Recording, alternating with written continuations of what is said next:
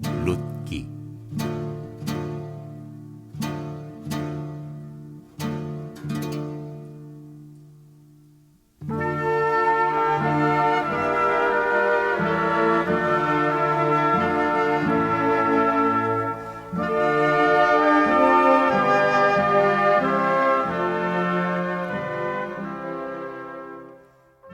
일장.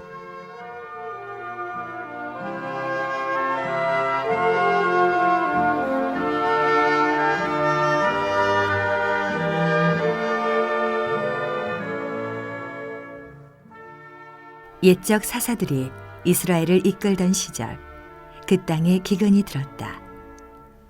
유다 땅 베들레헴의 한 사람이 아내와 두 아들을 데리고 고향을 떠나 모압 땅에 가서 살았다. 그 사람의 이름은 엘리멜렉이고 아내의 이름은 나옴이며 아들들의 이름은 말론과 기럐이었다. 모두 유다 땅 베들레헴의 에브라 사람이었다. 그들은 모두 모압 땅으로 가서 그곳에 정착했다. 그러다가 엘리멜렉이 죽고 나오미와 두 아들만 남았다. 아들들은 모압 여인들을 아내로 맞이했는데 첫째 이름은 오르바고 둘째는 룻이었다. 그들은 그 후로 10년 동안 그곳 모압 땅에 살았다. 그 후에 두 형제 말론과 기럐도 죽었다. 이제 젊은 아들들도 없고 남편도 없이 여인만 남았다. 하루는 나오미가 마음을 추스르고 두 며느리와 함께 모압 땅을 떠나 고향으로 가기로 결심했다. 그녀는 하나님께서 기꺼이 그분의 백성을 찾아오셔서 그들에게 양식을 주셨다는 말을 들었다. 그래서 자기가 살던 곳을 떠나 유다 땅으로 돌아가는 여정에 올랐다. 두 며느리도 함께 했다. 한참을 가다가 나오미가 두 며느리에게 말했다. 돌아가거라. 집으로 가서 너희 어머니와 함께 살아라. 너희가 죽은 남편과 나를 대한 것처럼 하나님께서 너희를 너그러이 대해주시기를 바란다. 하나님께서 너희에게 각각 새 가정과 새 남편을 주시기를 빈다. 그녀가 그들에게 입을 맞추자 그들은 소리내어 울었다. 그들이 말했다. 아닙니다. 우리도 어머니와 함께 어머니의 백성에게로 돌아가겠습니다. 그러나 나오미는 단호했다. 내 사랑하는 딸들아, 돌아가거라. 너희가 어째서 나와 함께 가려고 하느냐? 내가 아직 태중에 너희 남편이 될 아들들을 가질 수 있다고 보느냐? 사랑하는 딸들아, 돌아가거라. 부디 너희 길로 가거라. 나는 너무 늙어서 남편을 얻을 수 없다. 내가 아직 희망이 있다 말하고 당장 오늘 밤에 남자를 얻어 아들을 잉태한다고 한들 그들이 자랄 때까지 너희가 잠자코 기다릴 수 있겠느냐? 너희가 다시 결혼할 그때까지 언제고 기다릴 셈이냐? 아니다. 사랑하는 딸들아, 이것은 내가 감당하기에 너무 힘든 일이다. 하나님께서 나를 세게 치셨구나. 다시 그들은 소리내어 울었다. 오르바는 시어머니에게 입맞추고 작별했으나 룻은 나오미를 부둥켜 안고 놓지 않았다. 나오미가 말했다. 봐라, 내 동서는 자기 백성과 그 신들과 함께 살려고 집으로 돌아갔다. 너도 함께 가거라. 룻이 대답했다. 제게 어머니를 떠나라, 집으로 돌아가라 하지 마십시오. 어머니가 사시는 곳으로 저도 가고 어머니가 사시는 곳에서 저도 살겠습니다. 어머니의 백성이 저의 백성이고 어머니의 하나님이 저의 하나님입니다. 어머니가 죽으시는 곳에서 저도 죽어 거기 묻히겠습니다. 그러니 하나님, 죽음조차도 우리 사이를 갈라놓지 못하도록 저를 도와주십시오. 나오미는 룻이 자기와 함께 가기로 마음을 단단히 굳힌 것을 보고 더 이상 말리지 않았다. 그래서 두 사람은 함께 베들레헴으로 갔다. 그들이 베들레헴에 이르자 온 성읍이 술렁이기 시작했다. 이 사람이 정말 우리가 아는 나오미인가? 그 세월을 다 보내고 돌아왔구나. 나오미가 말했다. 나를 나옴이라고 부르지 말고 쓴맛이라고 부르십시오. 강하신 분께서 나를 쓰라리게 치셨습니다. 내가 여기를 떠날 때는 살림이 넉넉했지만 하나님께서 나를 다시 데려오실 때는 몸에 걸친 이 옷까지밖에 남기신 게 없습니다. 그대들은 어찌하여 나를 나옴이라고 부릅니까? 하나님께서는 절대 그렇게 부르지 않으십니다. 강하신 분이 나를 불행하게 하셨습니다. 이렇게 하여 나오미는 이방인 룻과 함께 모압 땅에서 돌아왔다. 그들이 베들레헴에 도착한 때는 보리 추수가 시작될 무렵이었다.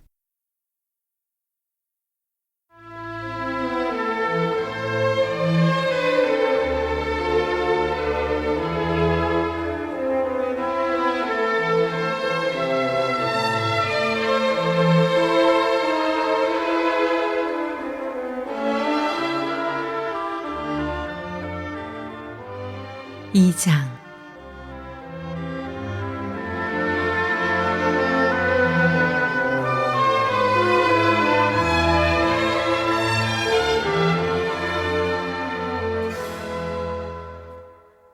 마침 나오미에게 남편 쪽으로 친척이 하나 있었는데 엘리멜렉 집안과 관계된 유력하고 부유한 사람이었다. 그의 이름은 보아스였다. 하루는 모압 여인 룻이 나오미에게 말했다.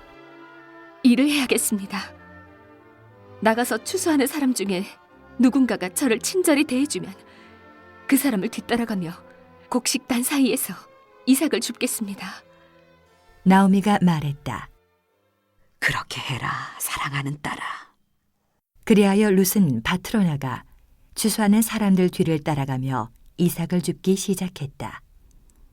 마침내 룻은 자신의 시아버지인 엘리멜렉의 친척 보아스 소유의 밭에 이르렀다. 얼마 후에 보아스가 베들레헴에서 왔다. 그는 추수하는 일꾼들에게 인사했다. 하나님께서 자네들과 함께 하시기를 비네. 그들도 응답했다. 하나님께서 주인님에게 복주시기를 빕니다. 보아스가 농장 일꾼들을 맡은 젊은 종에게 물었다. 저 젊은 여인은 누구인가? 어디서 온 사람인가? 그 종이 말했다. 모압 땅에서 나오미와 함께 온 모압 여인입니다. 저희 여인이 추수하는 사람들 뒤를 따라가며 곡식단 사이에서 이삭을 줍게 해 주십시오 하고 승낙을 구했습니다. 이른 아침부터 지금까지 잠시도 쉬지 않고 여태 일하고 있습니다. 그러자 보아스가 룻에게 말했다. 내 딸이여, 들으시오. 이제부터는 다른 밭으로 이삭을 주우러 가지 말고 여기 이 밭에 있으시오. 내 밭에서 일하는 젊은 여인들 곁에 있으면서 그들이 어디서 추수하는지 잘 보고 그들을 따라가시오. 아무것도 걱정할 것 없소. 내가 내 종들에게 그대를 괴롭히지 말라고 지시해 두었소. 목마르거든 가서 종들이 기러온 물통에서 얼마든지 물을 마시도록 하시오. 룻은 무릎을 꿇고 얼굴을 땅에 대며 절했다. 어찌하여 저를 따로 지명하여 이렇게 친절히 대해주시는지요. 저는 한낱 이방 여자에 불과합니다. 보아스가 룻에게 대답했다. 그대에 관한 이야기를 내가 다 들었소. 그대의 시아버지가 돌아가신 뒤로 그대가 시어머니를 어떻게 대했으며 또 어떻게 그대의 부모와 그대가 태어난 땅을 떠나 낯선 사람들 틈에 살려고 왔는지도 들었소. 그대가 한 일에 대해 하나님께서 갚아주실 것이요. 그대가 하나님의 날개 아래 보호를 받고자 왔으니 그분께서 그대에게 후히 갚아주실 것이요. 룻이 말했다. 어르신, 저는 이런 은혜와 자비를 받을 자격이 없습니다. 당신은 제 마음에 감동을 주셨고 저를 한 가족처럼 대해주셨습니다. 제가 이곳 사람이 아닌데도 말입니다. 점심시간이 되어 쉴 때에 보아스가 룻에게 말했다. 이쪽으로 와서 빵을 좀 드시오. 포도주에 찍어서 드시오. 룻은 추수하는 사람들 틈에 끼었다. 보아스가 볶은 곡식을 룻에게 건네주니 룻이 배불리 먹고도 음식이 남았다. 룻이 일어나서 다시 일하러 가자 보아스가 종들에게 말했다. 저 여인이 바닥에 곡식이 많이 남아있는 데서 줍게 해주게. 너그러이 대해서 아예 실한 것들을 좀 뽑아서 저 여인이 줍도록 흘려두게. 특별히 배려해주게나. 룻은 저녁 때까지 밭에서 이삭을 주었다.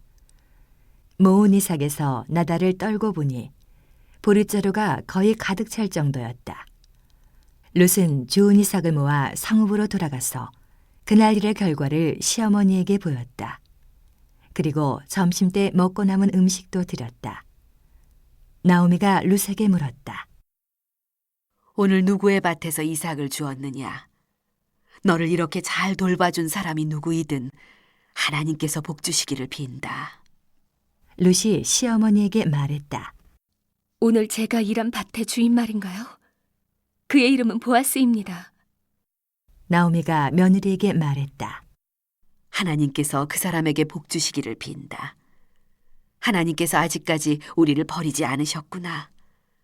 그분께서는 좋을 때만 아니라 굳을 때도 여전히 우리를 사랑하시는구나. 나오미는 말을 이었다. 그 사람은 언약에 따라 우리를 구제할 사람 가운데 하나다. 우리의 가까운 친척이다. 모압 여인 룻이 말했다. 들어보십시오.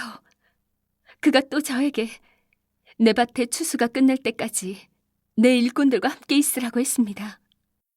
나오미가 룻에게 말했다. 잘 됐구나. 사랑하는 딸아, 그렇게 하려무나. 그의 밭에서 일하는 젊은 여인들과 같이 다니면 안전할 것이다. 모르는 사람의 밭에서 욕을 당할까 걱정했는데 이제 안심이구나. 그래서 룻은 시어머니의 말대로 했다. 보아스 밭의 젊은 여인들에게 바짝 붙어서 보리추수와 밀추수가 끝날 때까지 날마다 그 밭에서 이삭을 주었다. 그러면서 룻은 계속해서 시어머니와 함께 살았다.